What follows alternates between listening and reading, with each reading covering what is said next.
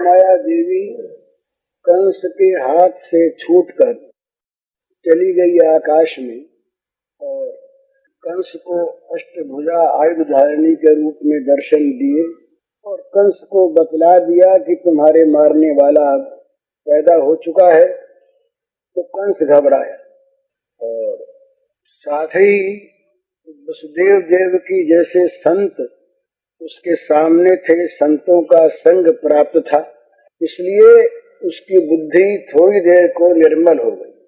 उसको अपनी करनी पर पश्चाताप हुआ। उसके मन में विचार आ गया कि तैने बड़ा पाप किया और उसने वसुदेव देव की से क्षमा मांगी। वे साधु स्वरूप थे ही, उन्होंने क्षमा कर दी और वसुदेव जी ने कंस ने जो अच्छी बातें कही थी उनका समर्थन किया। इसके बाद कंस ने बहुत प्रेम से बड़े विनय के साथ उनसे आज्ञा मांगी और उनसे अनुमति लेकर वो गया। सुखदेव जी कहते हैं कंस एवं प्रसन्नाभ्याम विशुद्धम प्रतिभाषितः देवकी वसुदेवाभ्याम अनुज्ञातो विशद गृहम। सुखदेव जी कहते हैं कि परीक्षित वसुदेव देव की ने इस प्रकार प्रसन्न होकर निष्कपट भाव से बिना मन में कुछ और बात रखे क्षमा ही कर दिया और अच्छी तरह से बातचीत की। तब उनकी अनुमति लेकर कंस अपने घर चला गया। ये भी आ गए। अब जो खल होते हैं, दुष्ट होते हैं, वे किसी कारणवश किसी भय में आकर या किसी अच्छे संग में आकर क्षण भर के लिए साधु बन जाया करते हैं। उनके मन में भी सद्भाव आ जाया करता है, पर जब वहां से हटे और अपने विषय के क्षेत्र में आए फिर वैसे के वैसे। तो कंस जब लौटा घर को तो प्राय रात बीत ही चुकी थी। तो श्याम रात्र्याम व्यतीतायाम कंस आहूय मंत्रण देव आचश तत्सर्वम यदुक्तम योग निद्रया। रात प्राय बीत ही चुकी थी। घर पहुंचा तो जब रात पूरी बीत गई तब उसके मन में तो खलबली, अब सलाह करनी है। तो सलाह किससे करें? उन्हीं असुरों से। अच्छे आदमी तो कोई पास में रहे नहीं जो सत्परामर्श दें, जो अच्छी सलाह दें, ऐसा तो कोई पास में था नहीं, सबको निकाल दिया था। वही राक्षस चाणूर, मुष्टिक, अघ, बक इत्यादि जितने राक्षस थे, ये सब तो उन मंत्रियों को बुला करके, ये दूसरे ग्रंथ में आता है, उन्होंने कहा, कंस ने कहा कि भाई अब तो हमारी मौत आ गई, अब बचने का कोई उपाय रहा नहीं। तो वो हंसे, बोले या आप क्या कहते हैं, बचने का उपाय आपके लिए नहीं रहा, आपको मारेगा कौन? तो उन्होंने बताया कि यूं मैं गया, पहरेदारों ने कहा आकर के किस तरह से बच्चा हुआ है। मैं गया, जा करके देखा तो लड़की थी। वो स्वर्ण प्रतिमा सी बड़ी मनोहर लड़की।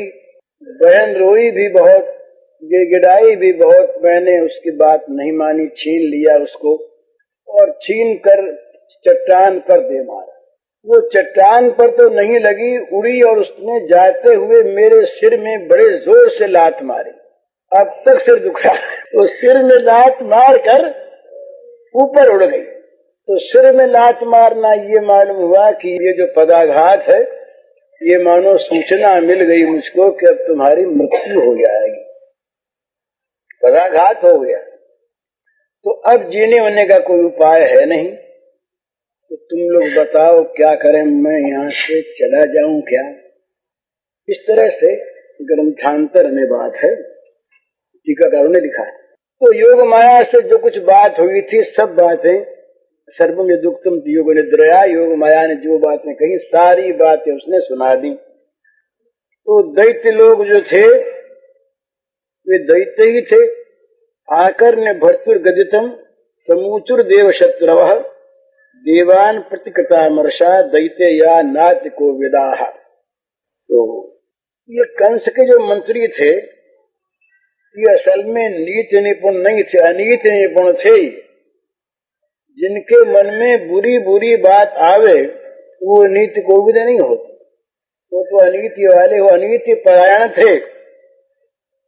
और दैत्य थे, इसलिए स्वभाव से ही ये देवताओं के प्रति तो हमेशा शत्रुता ही रखने वाले थे। तो ये देव शत्रु और अनीति परायण जो दैत्य थे, जिनको मंत्री बना रखा था कंस ने, ये कंस की बातें सुन करके और भी चिढ़ गए देवताओं पर। ये योगमाया देवता ने, इनके मन में और भी गुस्सा आ गया। और ये बलदृप्त थे ही, बड़ा घमंड था इनके मन में, हमें जीत कौन सकता है। और असल में ही जब ये भौतिक बल बढ़ जाता है तो भौतिक बल वाले परास्त हो जाते हैं, वहां पर दैव बल आता है तभी उनकी जीत होती है। हमेशा देवता और दानवों का जब युद्ध होता है तो देवता प्राय हारते हैं, फिर भगवान जब आते हैं तब देवताओं की विजय होती है।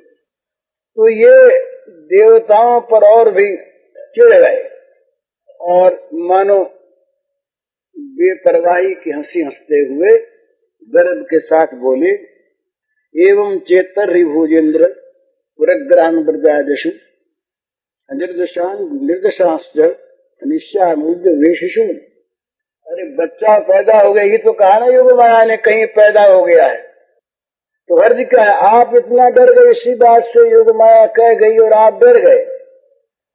वो बच्चा जब बड़ा होगा तब न मारेगा। हम लोग सब इतने हैं और इतने क्रूर हैं और हम लोगों में इतनी ताकत है कि हम घर घर में, गांव गांव में फैल जाएंगे, नगरों में, गांवों में, छोटी बस्तियों में, जहां तहां पर पुरग्राम ब्रजादिषु, हम सब जगह आज ही चले जाते हैं। और जितने भी बच्चे हुए हैं वो चाहे 10 दिन से अधिक के हों या कम के हों, सारे बच्चों को आज ही समाप्त कर देंगे। कोई बच्चे ही नहीं रहेगा, जो बड़ा होगा कहां से, एक नहीं सबको मार डालेंगे। वो तो एक बच्चे की बात है, जितने बच्चे हुए कोई बच्चा नहीं देंगे, सब बच्चों को मार देंगे। और फिर देवताओं का डर है कि मुद्यमयी करिष्यन्ति देवा समर भीरव नित्य मुद्विग्न मनसो जाघोषिर धनुषस्तव। अरे महाराज, वही तो देवता है ना कि आपके धनुष की टंकार सुनते ही और जो भाग छूटते हैं, पलायन परायण, भागने में निपुण है देवता, समर भीरु, उनको कहीं युद्ध में खड़ा रहने की हिम्मत है क्या? वो तो बस भागने वाले हैं, भागना ही उनका स्वभाव है, घबराए रहते हैं बेचारे। वे युद्ध में डरने वाले युद्ध क्या करेंगे? और फिर हम लोगों से, और फिर आपके बाद आप तो कैसे महाराज की बस हमने देखा है ना, अब वो बड़ाई करते हैं, हमने बोले अनुभव के बाद हमने देखा है, अशतस्ते शरद्राजर हन्यमाना समन्तत जिजी विषम उत्सृज्य पलायन पराययु येचित प्रांजलयो दीना नष्ट शस्त्रा दिवौकसः मुक्त कच्छ शिखा केचिद भीता स्मृति वाजन नत्वं विस्मृत शस्त्रास्त्रान् व्यर्थान् भय संप्रतान् हंसन्यासक्ति विमुखान् भग्न चापान युध्यत किम क्षेम शूरैर विबुधैर संयुग विकथनै रोदुषां किम हरिणा शंभुना वा वलंकसा किमिंद्रेणा अल्पवीर्येण ब्रह्मणा वा तपस्यता। महाराज, ये डरने वरने कौन बात हमने देखा है, जब आप लड़ाई के मैदान में जाते हैं और जब आप चोट पर चोट करने लगते हैं तो आपकी बाण वर्षा से घायल हो करके, और ये देवता जिनका भागना ही स्वभाव है, ये भागने वाले देवता और भागने लगते हैं। और महाराज अपनी अपने शस्त्रास्त्रों को जमीन पर डाल देते हैं, हाथ जोड़ करके, और चोटी के बाल बखेर कर कांच खोल कर कहते हैं मरे मरे बचाओ महाराज बचाओ, बड़े दीनता से रक्षा करो महाराज, मारे गए हम तो। यूं कह करके ये सब भाग जाते हैं, हाथ जोड़कर आपके सामने दीनता प्रकट करने वाले। इन देवताओं से डरना है, बिल्कुल डरने की बात नहीं। और आप तो वीर हैं, वो बेचारे बचते क्यों हैं? ऐसे भाग जाते हैं और बच जाते, इसीलिए बच जाते हैं कि शूरवीर जो होते हैं वो जिन लोगों को हथियार न हो, हथियार चलाना भूल गए हों, जिनका रथ टूट गया हो, जो डर गए हों, जो युद्ध से परांमुख हो गए हों, जिनका धनुष टूट गया हो, ऐसे लोग उससे लड़ते नहीं। तो आप शूरवीर, आप लड़ते नहीं उनसे, भागने वालों को छोड़ देते, इसलिए बचे अब तक ही, नहीं तो बच्चे थोड़े ही। और महाराज देवता जो हैं कि तभी तक वीर हैं जब तक कोई इनके सामने ना आवे। हमने तो बहुत बार इन देवताओं को देखा है, बड़ी डींग हाँकते, और जब सामने आए हम लोग तो भाग छूटे। ये तो बस रणभूमि के बाहर बाहर तो डींग हाँका करते, जब तक कोई रणभूमि में इनके सामना करने वाला न हो तब तक तो बड़े बहादुर, और सामने आए ये भागे। तो बोले भाई आप अगर कल को ये कहें कि बड़े इनमें बड़े बड़े देवता हैं, विष्णु भगवान चक्रधारी हैं और ब्रह्मा जी हैं और शंकर जी हैं, इंद्र हैं, इनसे तो डर लगता है, लोग कहेगा ना ये तो बड़े, बोले इनकी तो कोई बात ही नहीं, ये तो कोई चीज ही नहीं है। वो जो विष्णु है वो तो बेचारा कहीं क्षीर समुद्र में एकांतवास करता है, डर के मारे बाहर नहीं निकलता, जल में घुसा हुआ एकांतवास करता है। और शंकर ये जंगल में रहता है, और उसने एक जगह नियम बना दिया कि हमारे जंगल में कोई पुरुष आ ही नहीं पाए, इतना डरता है आदमियों से ही। और इंद्र में तो कोई ताकत है नहीं, अल्पवीर इंद्र है, उसमें कोई शक्ति है क्या है इंद्र में? और ब्रह्मा रात दिन तपी करने में रहते, मालाई फेरते हैं। तो ब्रह्मा तपस्वी, इंद्र अल्प शक्ति, शंकर जंगल का रहने वाला, और ये विष्णु एकांतवासी। इन लोगों से डर की बात है क्या? बिल्कुल डर के नहीं। लेकिन बोले महाराज तब भी तथापि देवासा पत्न्या नोपेक्षा मन महे ततस्तन मूल खनने नियुक्स्वास्मान अनुव्रता। बोले इतना होते हुए भी हम तो आपको सलाह देते हैं ना, मंत्री जो ठहरे, सलाह यही देंगे, राय यही है कि भाई इन देवताओं की भी छोटे हैं, यद्यपि छोटे हैं, कुछ कर नहीं सकते, पर तब भी इनकी उपेक्षा नहीं करनी चाहिए। आखिर वैरी हैं, मौका पाकर कहीं मार दें, हम लोग सावधान हों तो इनकी तो जड़ी उखाड़ डालनी। देवताओं की जड़ उखड़ जाए, ये रहे ही नहीं, इनकी जड़ी न रहे तो फल कहाँ से होगा? तो आप, हम लोग जैसे आपके विश्वास पात्र सेवक हैं, बड़ी वीर, ऐसे लोगों को आप नियुक्त कर दीजिए तो इनकी जड़ उखाड़ देंगे। अब वो जड़ क्या है सो बताते हैं। देवता काहे पर जीते हैं, देवताओं की जड़ क्या है ये कहते हैं, वो फिर बताएंगे। तो पहले ये बताते हैं कि भाई इनकी जड़ उखाड़ देनी चाहिए, शत्रु का थोड़ा सा भी रहना अच्छा नहीं, न मालूम कब ये हमला कर बैठे। तो यथा मयोंगे समुपेक्षितो निर्भर न शक्यते रूढ़ पदस्थितम यथेन्द्रिय ग्राम उपेक्षित तथा रिपुर महान बद्ध बलो न चाहिए। बोले भाई जैसे शरीर में किसी के रोग हो जाए, बोले क्या दवा लेनी है, क्या इलाज कराना है, और पहले से रोग का उन्मूलन न करे तो रोग कहीं जड़ जमा ले तो थोड़ा साध्य हो जाता है। तो रोग पैदा होते उसकी जड़ काटते, ये बुद्धिमानी है। इसी प्रकार बोले हम ज्ञान की बात भी जानते हैं, इंद्रियों का अगर दमन न किया जाए और इनको अच्छी तरह से छोड़ दिया जाए, चाहे जहाँ बिछड़े, तो फिर इनका दमन असंभव हो जाता है। इसी प्रकार से शत्रु का भी ध्यान रखना चाहिए। शत्रु कहीं अपने पैर जमा न ले, शत्रु के पैर जम गए तो उनका उखाड़ना मुश्किल होगा। उनके पैर जमने ही न पाए, इसके पहले ही उखाड़ देना चाहिए। तो अब इनकी जड़ क्या सो बताते हैं, ठीक एक एक बताते हुए जड़ तक हम आपको बता देंगे।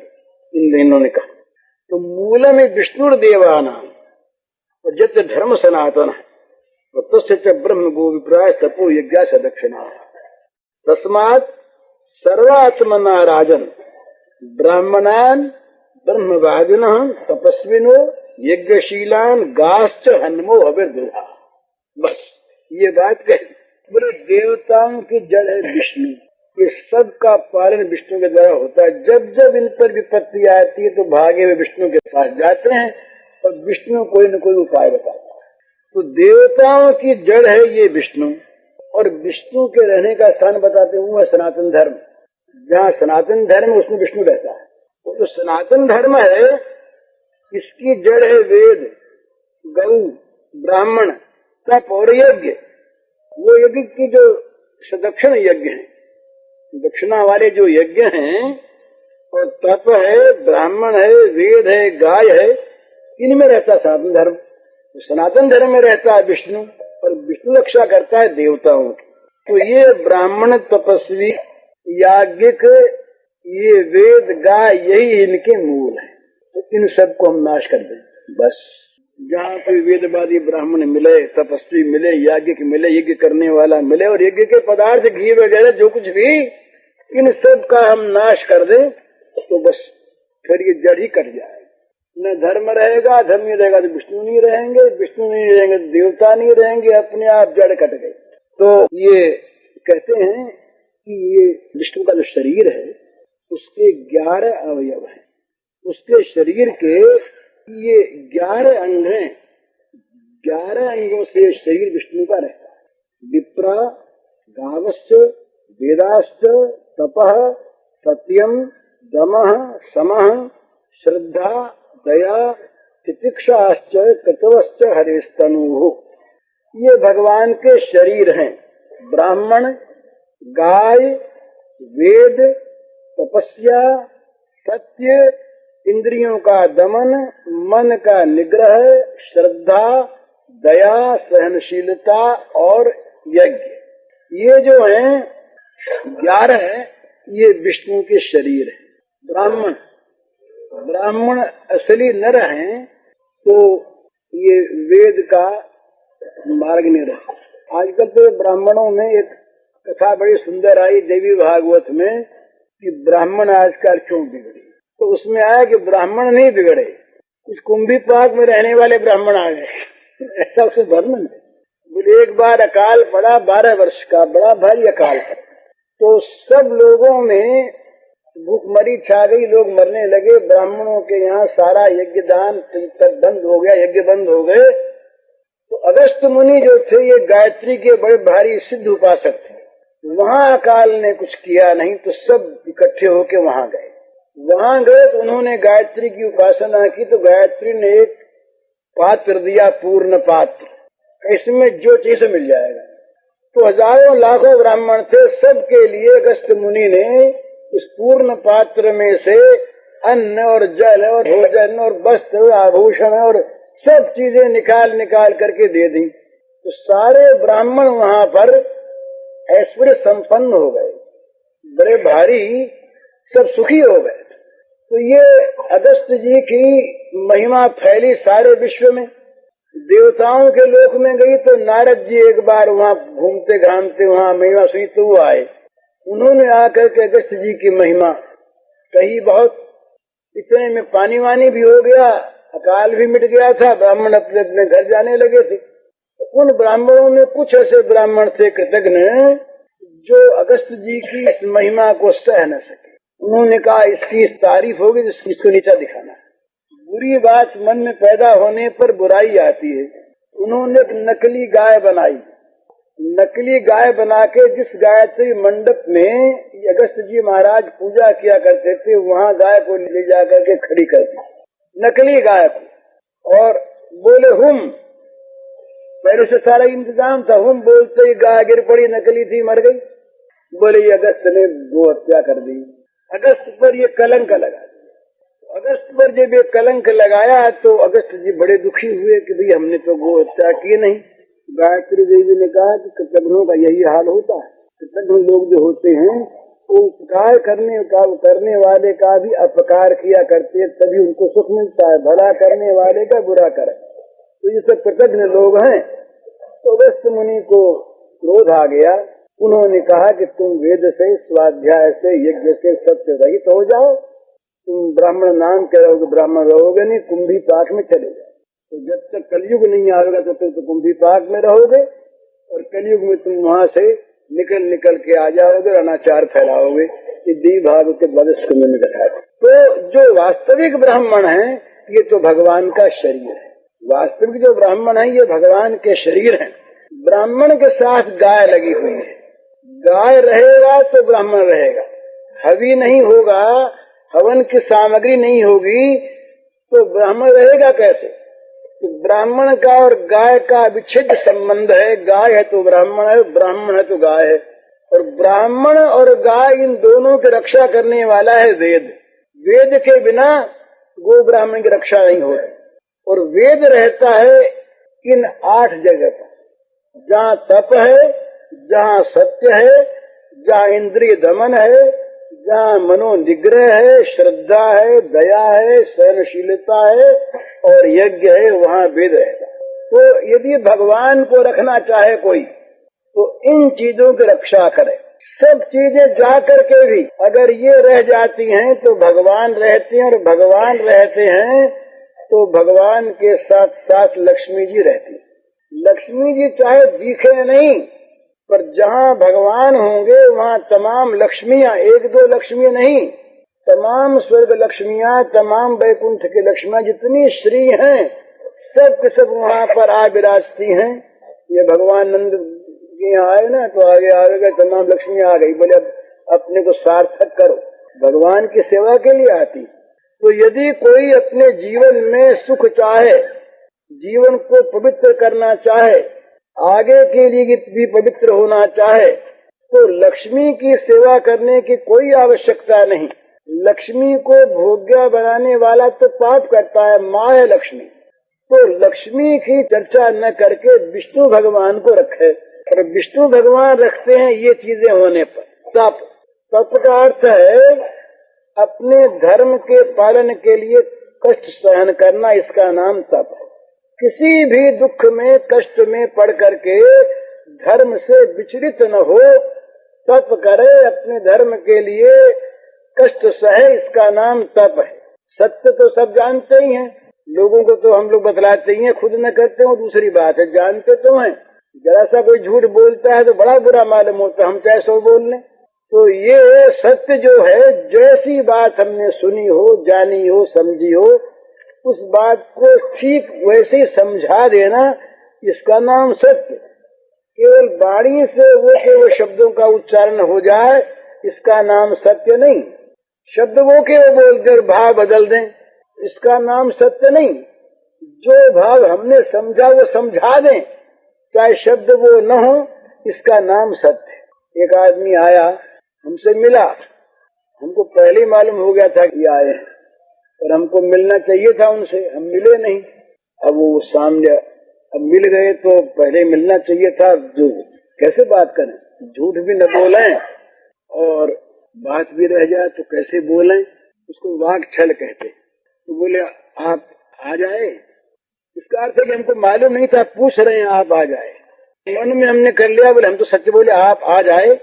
आज तो आए, हमको तो मालूम है, आप आ जाए। ये शब्द तो ठीक है, पर बोलने में ऐसा बना के बोले, प्रश्नवाचक सा बना करके वाक्य को, आप आ जाए, और अब मन में मान लिया हम झूठ नहीं बोले, पर झूठ तो बोल गए।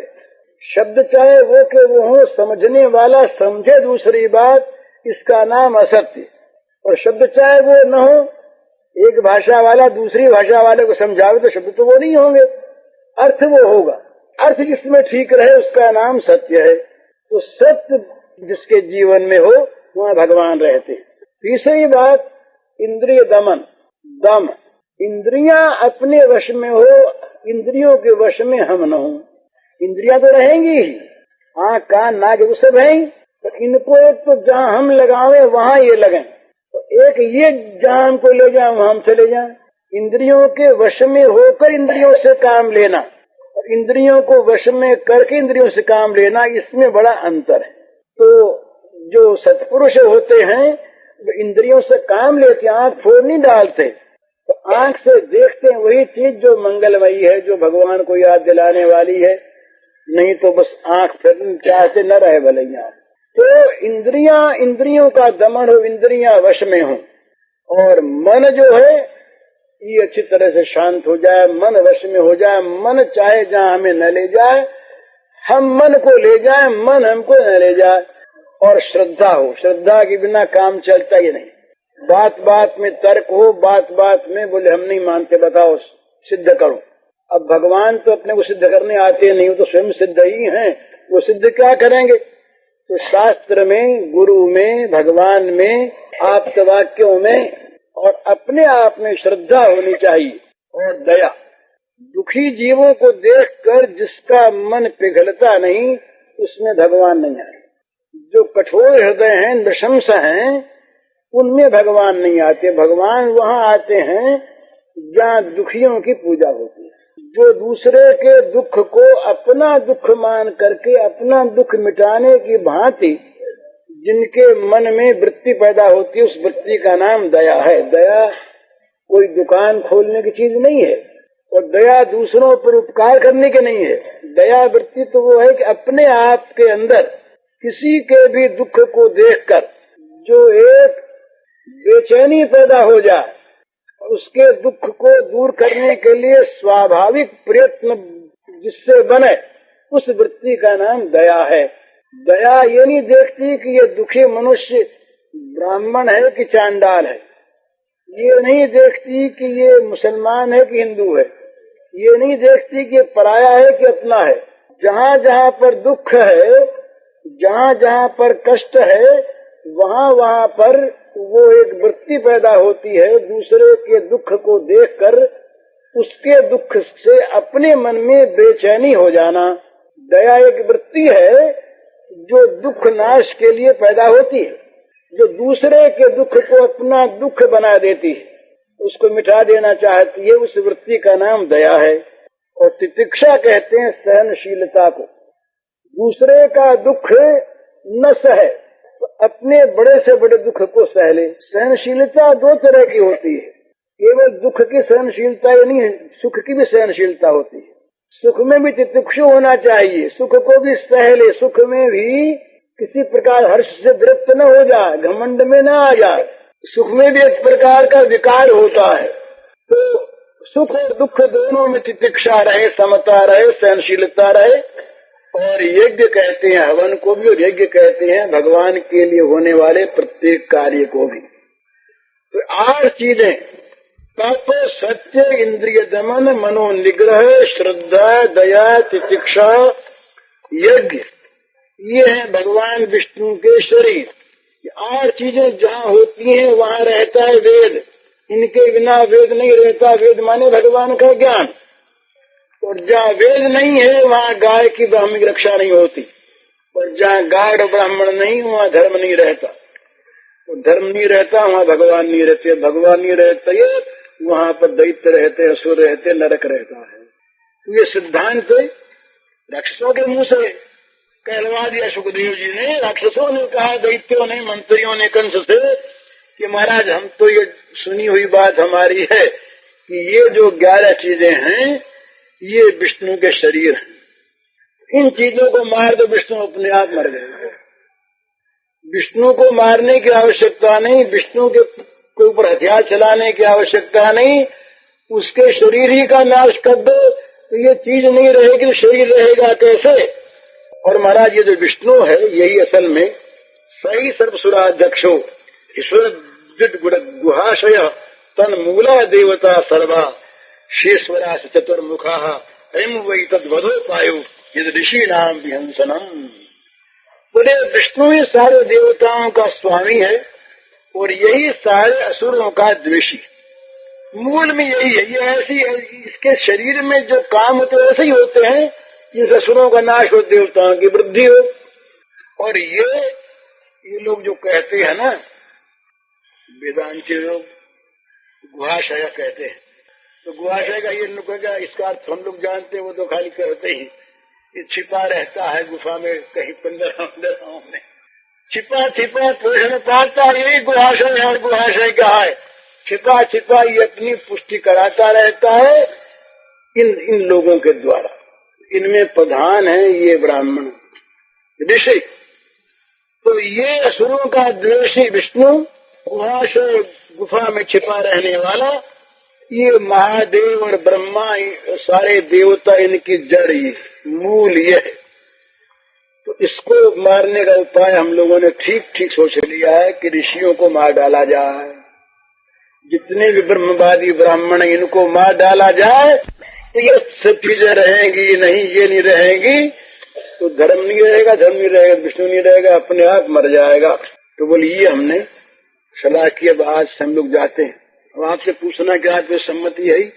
कहा बोले आपकी सम्मति है, आपकी तो अच्छे काम में सम्मति रहती ही है, असलों का यही अच्छा चोरों की सम्मति चोरी करने में, तो आपकी सम्मति आज्ञा है ही। अब हम लोग जाते हैं, आज से ब्राह्मणों को मारेंगे और जहाँ कोई हवन हवन होता होगा उसको ध्वंस कर देंगे और बच्चों का तो नाम नहीं रहने देंगे।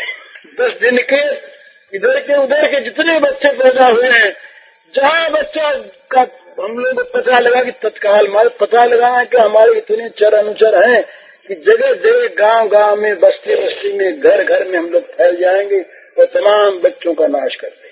सुखदेव जी बोले खुद तो बिगड़ी हुई बुद्धि थी और फिर मंत्रणा मिल गई है। एवं दुर्मंत्र विक्रम स्वसम्मंत्र दुर्मति ब्रह्म हिंसा हितम मेले काल पाशावतो सुरा संदिश्य साधु लोकस्य कदनी कदन प्रियान काम रूप धरान दिक्षु दानवान गृहमा विशत। सुखदेव जी बोले परीक्षित, कंस तो स्वयं ही बुद्धि का विरोध हुआ था, वो तो उसकी तो दुर्मति थी, बुराई में भलाई मानने वाला कंस था, और फिर उससे ऐसे मंत्री मिले जो एक से एक बढ़कर दुष्ट, एक से एक बढ़कर खोटी सलाह देने वाला और खोटा काम करने वाला। तो इन बुरे मंत्रियों की बुरी सलाह को पा करके, इन लोगों से सलाह करके, और कंस ने कहा बोले ठीक कहते हो भैया, तुम लोगों की बात बिल्कुल ठीक है, और इन ब्राह्मणों को मार दिया जाए। ब्रह्म हिंसा ब्राह्मणों को मार दिया जाए और बच्चों को भी मार दिया जाए, इसी में अपना हित है। कंस ने इसी को अपना हित समझ करके और अपनी सम्मति दे दी। तो अब ये तो राक्षस थे ही, हिंसा प्रेमी, हिंसा प्रेमियों को कहीं हिंसा करने का उपदेश मिल जाए, जनक प्रिया बोले महाराज आज बोला मारो, फिर क्या है, एक तो स्वभाव था ही उनका। तो राक्षसों को सत्पुरुषों की हिंसा करने का आदेश मिल गया। अच्छे लोगों को मारो, ब्राह्मणों को मारो, गायों को मारो, ये सब आजकल हो रहा है। असुर द्वेष आजकल यही हो रहा है, गायें मारी जा रही हैं, ब्राह्मणों का भी नाश किया जा रहा है। तो ये जितने राक्षस रहे ये सब मायावी थे, काम रूप धरान। कहीं ये बोले यहाँ जहर देना है तो कैसे दें, बोले ब्राह्मणी बन के चले घर में, ब्राह्मणी बन के गए। तो ब्राह्मण बन के बोले कि महाराज वहाँ हमारे यहाँ आज ये था, हम लाए हैं आपके लिए, प्रसाद ले लो। प्रसाद में जहर मिला हुआ खिला दिया।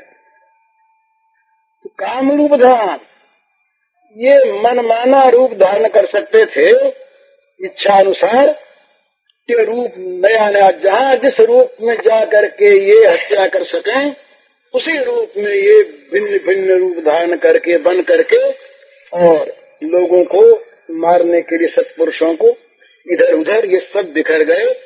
और तब अब कंस ने समझा कि अब उपाय तो हो गया, देखा जाएगा कुछ होगा। सो एक मंत्रणा भी हो गई, सलाह भी हो गई, प्रस्ताव भी पास हो गया और काम भी शुरू हो गया। ये सब गए काम करने को, अब घर चलें।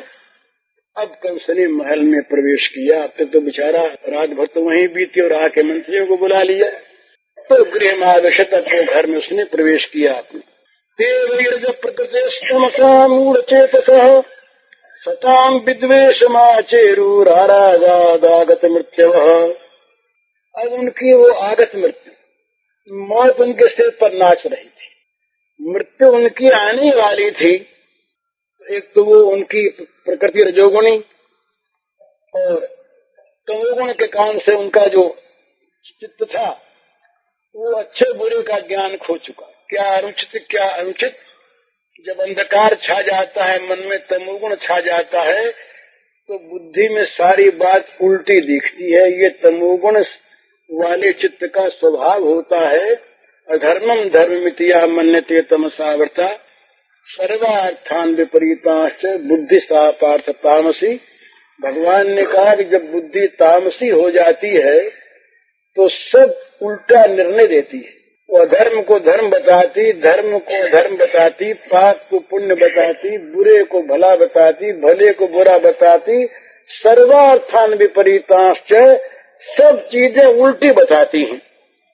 तो ये देवता, ये जो राक्षस जो रहे, ये तमसा मूढ़ चेतसा, ये गिरजोगुणी तो थे, तमोगुण के कारण से ये विवेक रहित हो गए, तमाम मूढ़ हो गए, उनके सिर पर मौत नाच रही। इसीलिए इन्होंने सताम विद्वेष, सत्पुरुषों से द्वेष किया। ये मनुष्य के पतन का एक बहुत बड़ा कारण होता है, सत्पुरुषों से, महात्माओं से द्वेष करना। इससे क्या होता है ये बताते हैं सुखदेव जी। आयुष श्रियम यशो धर्मम लोकानाश से एवच हंत श्रेयांश सर्वाणि पुंसो महदतिक्रम। जो महत्पुरुष हैं, महापुरुष हैं, संत पुरुष हैं, महात्मा हैं, भगवान के भक्त हैं, इन लोगों का जो अनादर करते हैं, इनका जो तिरस्कार करते हैं, इन लोगों का जो अपमान करते हैं, इनका जो बुरा करना चाहते हैं, उनका ये बड़ा भारी कुकर्म होता है। और इससे आयु, लक्ष्मी, कीर्ति, धर्म, लोक परलोक और सारे संसार के भोग और सारे के सारे मंगल कल्याण, इस लोक का कल्याण, परलोक का कल्याण और मुक्ति, ये सारे साधन उनके नष्ट हो जाते हैं। आयु श्रियम यशो धर्मम लोकानाश सेवच हंति श्रेयांश सर्वाणि पुंसो महदतिक्रम। महान पुरुषों का, महात्माओं का, संतों का, भक्तों का, भगवत प्रेमियों का जो अनादर करते हैं, उनके उस कुकर्म के कारण से उनकी आयु घट जाती है, उनकी लक्ष्मी चली जाती है। लक्ष्मी माने श्री, असली जो शोभा है जीवन की। धन चाहे राक्षसों के पास भी आता है, धन का नाम लक्ष्मी नहीं है, ये तो हम लोगों ने भूल से मान लिया। उनकी कीर्ति, कीर्ति देव कीर्ति, कीर्तियों का है कि जिसकी कीर्ति वास्तव में देवलोक में फैली हो वो कीर्ति। दानवों में कीर्ति फैल जाए, चोरों में चोर की कीर्ति फैलती है, लुटेरों में लुटेरों की कीर्ति फैलती है। तो कीर्ति का अर्थ यह है कि सत्पुरुषों में जिसकी कीर्ति हो वो उसका नाम कीर्ति। तो कीर्ति नष्ट हो जाती है, धर्म नष्ट होता है, लोक पर लोक बिगड़ जाता है, और संसार में जितने भी सुख है ये सब नष्ट हो जाते हैं, और कल्याण के सारे साधन उसके नष्ट हो जाते हैं। इसलिए सत्पुरुषों का कभी भी अनादर न करें। इन लोगों ने अनादर किया तो ये सूचना देते हैं इनका अब सब नष्ट हो गया है।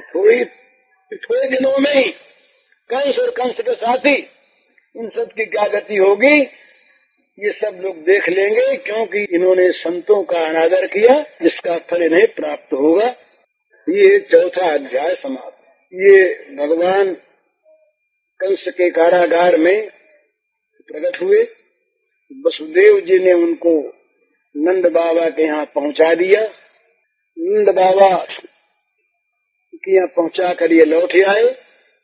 योग माया देवी प्रकट हो गई। योग माया देवी को मामूली कन्या समझकर कंस ने चट्टान पर दे मारा। वो उड़कर गई आकाश में, कंस को सावधान किया। योग माया के भय से और वसुदेव देवती के सानिध्य से कंस में सद्बुद्धि थोड़ी देर के लिए आई। उसने वसुदेव देवकी से क्षमा मांग के उनको छोड़ दिया। फिर आकर के उसकी